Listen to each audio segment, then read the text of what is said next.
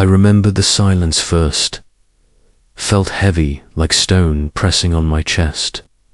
The grand hall of silver banners and crystal lights had been loud only a breath before nobles argued in sharp whispers, generals stood proud in polished armor, foreign envoys watched like hawks, and I stood at the edge of the crowd wearing a simple human uniform that did not belong in a palace carved from living crystal. Her fingers were warm around mine, steady, certain. King Averon rose from his throne, his crown glowed with the blue fire of his people. The Eldari were taller than us, graceful ancient. Their eyes carried starlight, his carried fury. Princess Lyra did not look at her father, she looked at me. There was no fear in her face, only resolve. By the old laws of covenant, she said clearly, I may choose my bondmate. Before this council gasps moved like wind through the chamber. A bondmate must be of royal blood, shouted Lord Carthesa. Bondmate must be. Eldari hissed another. She tightened her grip on my hand. The law says, worthy. She replied, not royal, not Eldari worthy. Wished I felt worthy. I was only Captain Daniel Reyes of the Terran exploration fleet 3 months ago. I had crash-landed on their sacred moon 3 months ago. I had expected to die instead.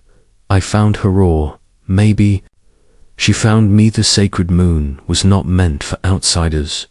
Sang at night, its rivers glowed faint gold when my ship tore through the sky in flames. I thought the glow was fire, it was not. It was life. I woke beneath silver trees, broken, bleeding, lone.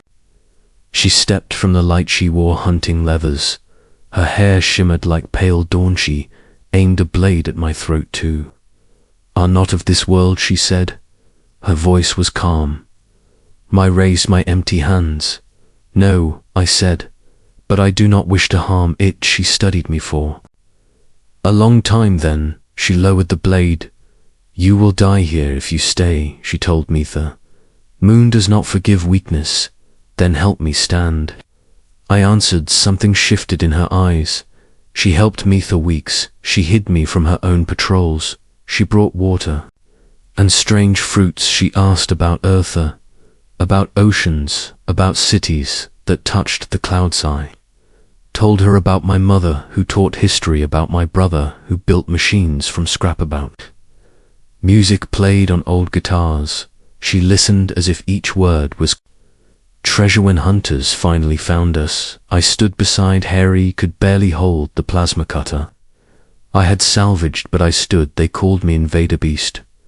Primitive Lyra stepped between me and their spears. He is under my protection, she declared. The hunters did not like it, but they obeyed.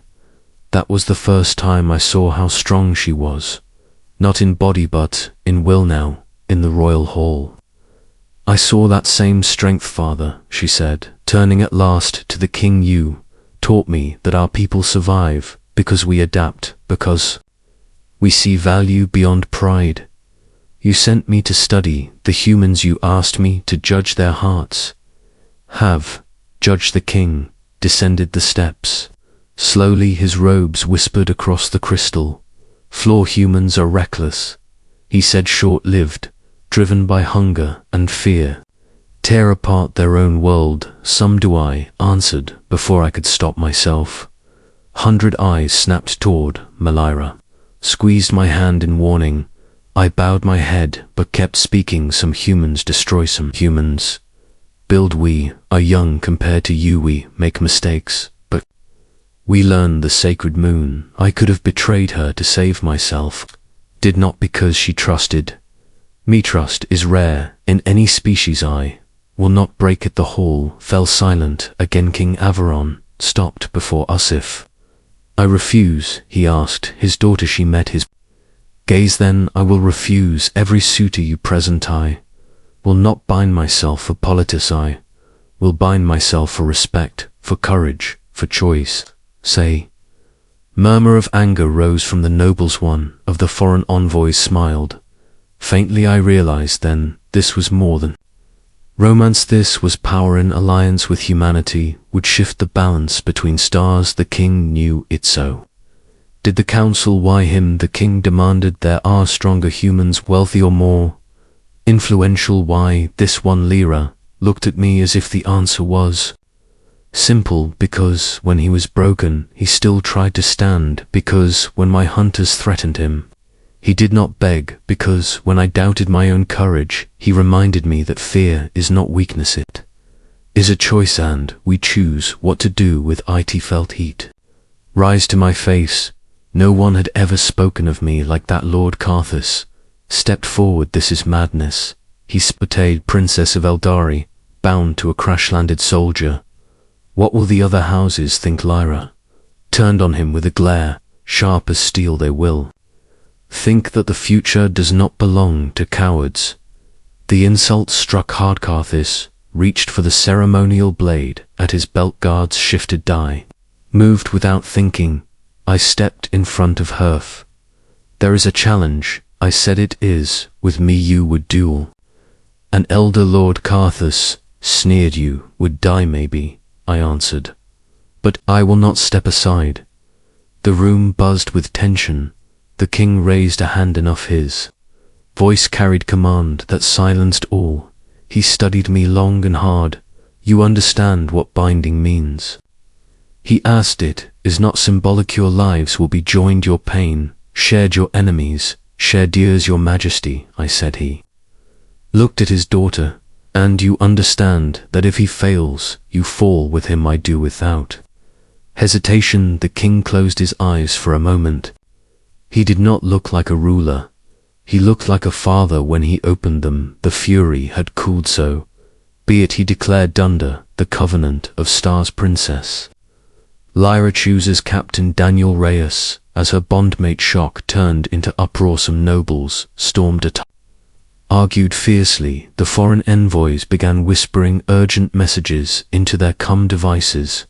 Through it all, Lyra faced me. Are you afraid? She asked softly. As I admitted. Good, she said, so am I. Fear means this matters. The binding ceremony was set for the next dawn. News spread across both our worlds. Within hours, human channels exploded with disbelief. Alien networks debated tradition and betrayal. I stood on a balcony overlooking the glowing city that night. The sky above shimmered with twin moons.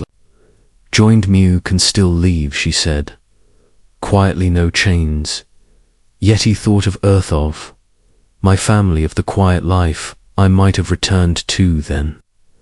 I thought of the sacred moon, of her standing between me and spears, of her voice in the Halley. Am not staying because I crashed here. I told Harry I'm staying because you reached out your hand. She smiled. Smile. Tomorrow we change history, she said. Maybe. I replied. Door. Maybe we simply prove it can change. At dawn, the council gathered again. This time, the hall felt different, less certain, more watchful. We stood within a circle of light. Ancient symbols glowed beneath our feet. The high priest raised his staff. Do you bind by choice? He asked. I do. Lyra answered. I do. I said. The light flared for a heartbeat. I felt nothing than warmth spread through my chest. A thread of awareness brushed my mind. Not words, not thoughts, but presence. Lyra gasped softly. Felt her fear, her hope, her strength, intertwined with mine. The light faded. It was done. Some faces in the crowd softened, others hardened. Further, the king approached us one final time. You have made your choice, he said. Now you must make it worth the cost. Will? Lyra answered. I met his gaze. We will, your majesty. He studied us, then gave a single nod, not approval, but acceptance. That was enough. As we walked from the hall together, hand in hand, the doors opened to a waiting world. Human reporters, elderly citizens, skeptics, support us all. Watching. Lyra leaned closer to me. Ready? She asked. No, I said honestly. She laughed softly. Neither am I then. Let us be unready. Together we stepped forward, not as princess and soldier, not as alien and human, but as two beings who chose trust over fear behind us. Traditions trembled ahead of us, uncertainty waited, but our hands remained clasped. In that simple grip was a promise stronger than crowns or councils. The future would judge us, let it. We had already chosen each other, and sometimes that is where history truly begins. Asterisk.